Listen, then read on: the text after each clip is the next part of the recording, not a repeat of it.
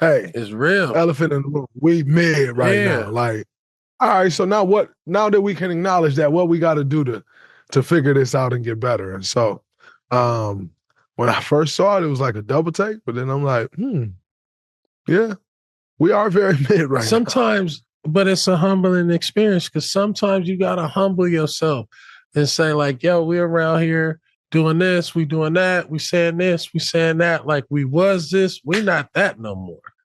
You know what I mean? So it's like almost like a self-check moment to be like, yo, we are very mid. And then to look up and be like, hold on, we mid? How are we mid?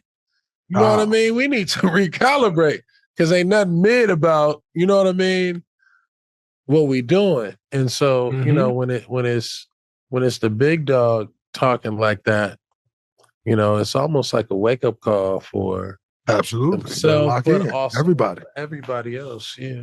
And it like, you know what, another thing that it does is it can also give guys confidence because it gives them like that freedom to be like, yo, yeah, it's no pressure. This is what we need to do. Right. And so then they don't have to live up to the pressure.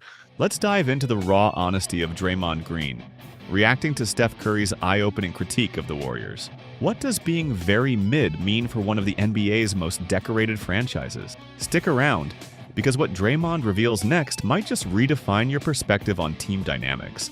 And it's something you don't want to miss. What happens when the greatest shooter of all time labels his own team very mid? Steph Curry's brutally candid assessment of the Warriors has sparked a ripple effect, and Draymond Green didn't shy away from breaking it all down. From team struggles to potential turnarounds, this podcast episode with Draymond and Baron Davis sheds light on the Warriors' current mindset. Let's unpack this. Steph's remark wasn't just a casual comment, it was a wake-up call. When Curry called the team very mid, it wasn't an insult, it was a challenge. Draymond described the moment as a self-check. What does that reflect about who you guys are right now, but what you guys can be going forward? How did kids say it? We're very mid right now? We're just very average. Right. I mean, and then he turned up the next game, hit 8 for 8 from the 3-point line, but, you know, calling the Warriors very mid, you know, man, let's drill in on that. Man, listen, when he said that and I read it, I was like, oh. And I sat and started thinking about it. I'm like, yeah, I get what he's saying. I get where he's coming from. We are definitely like right at 500, like right middle of the pack, very mid. And we heard him. And I think we've played a little better since. But again, it's still got an equal stack and wins together. And we haven't done that. So until we do that, like he said, you never want to, when you're going through it, you never want to really accept that you're mid or that you're not a good team or whatever it is. Like, it's a hard pill to accept. And we haven't accepted it because we still think we got a chance and we could right the ship. But it's tough. Yeah. And so for him to just come out and say it, like, it's humbling. Sometimes you got to look in the mirror and recalibrate. Ain't nothing mid about what we do. His words carry the weight of a team that knows its potential but is grappling with inconsistency. Fear of mediocrity and urgency to reclaim their dominance were palpable. Draymond acknowledges the sting, but channels it into motivation. Hold up, did Steph just call himself in the Warriors average? That's not a headline you'd expect, right? To be like, yo, we are very mid. And then to look up and be like, hold on, we mid? How are we mid? You know what I mean? We need to recalibrate because ain't nothing mid about, you know what I mean, what we doing. And so, you know, when it's the big dog talking like that, you know, it's almost like a wake-up call for themselves, but also everybody else. Yeah. And it like, you know what, another thing that it does is it can also give guys confidence because it gives them like that freedom to be like, yo, yeah, it's no pressure. This is what we need to do. Right. And so then they don't have to live up to the pressure. When it's the big dog talking like that, it's a wake-up call for everybody. Admitting flaws can lift the pressure off players. By openly addressing the team's struggles, Steph has given younger players the freedom to focus on improvement without feeling the weight of living up to past success. Draymond hinted at a shift in mindset, but what exactly needs to change for the Warriors to shed their mid-label? That's been created by what we've done, you know, because that's a thing. Like, you come here and you feel like you need to live up to the pressure of what we've been, and that's not a realistic thing. Yeah. And so I think that also helps with that. But we start a 4-game road trip today in Detroit, followed by the Pacers and Raptors and Timberwolves. In your honest opinion, what do you see the toughest matchup of this road trip? And where do you see the record being in this road trip? I mean, I would like to see y'all go 3-1. I think That's a great road trip. 2-2 is a good road trip. It started in Detroit. You know what I mean? Mhm. Like these young dudes, they hungry.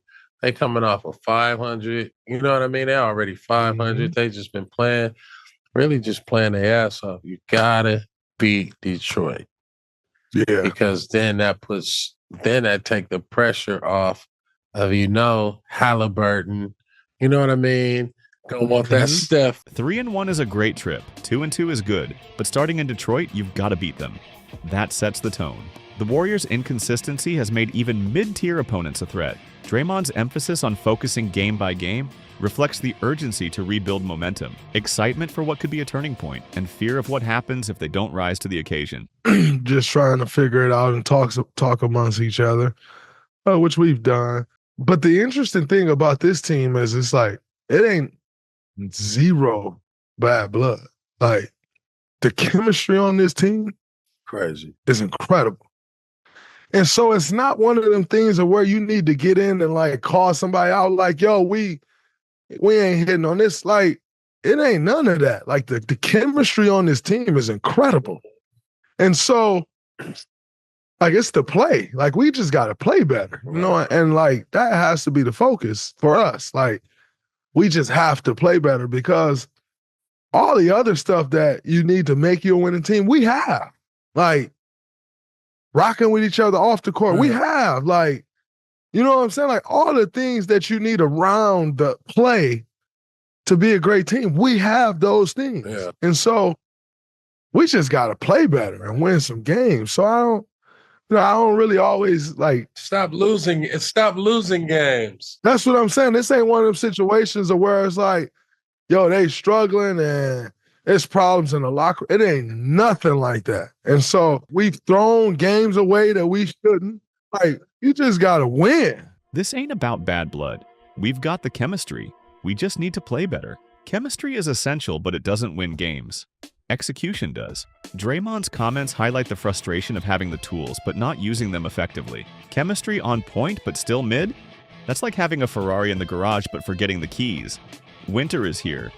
Everybody's going through something. We've just got to stop losing games we're not supposed to lose. This sentiment resonated deeply, with both agreeing that the Warriors' struggles aren't insurmountable. It's about focus and consistency. So, what's the verdict? The Warriors may be very mid right now, but if there's one thing we know about this team, it's that they thrive under pressure. The season is far from over, and with leaders like Steph and Draymond at the helm, there's every reason to believe they can flip the script. Do you think the Warriors can turn their season around? Drop your predictions in the comments below and make sure to hit that subscribe button for more in-depth NBA analysis. Let's keep the conversation going.